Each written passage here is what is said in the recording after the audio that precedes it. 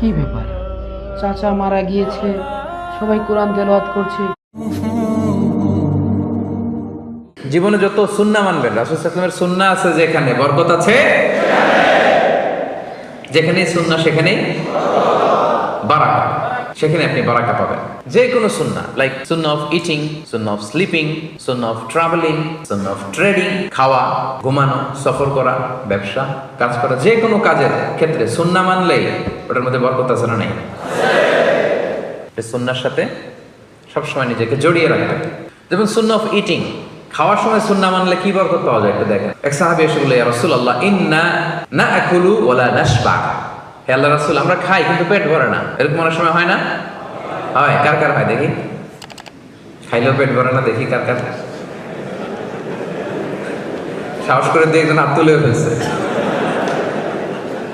ঠিক আছে,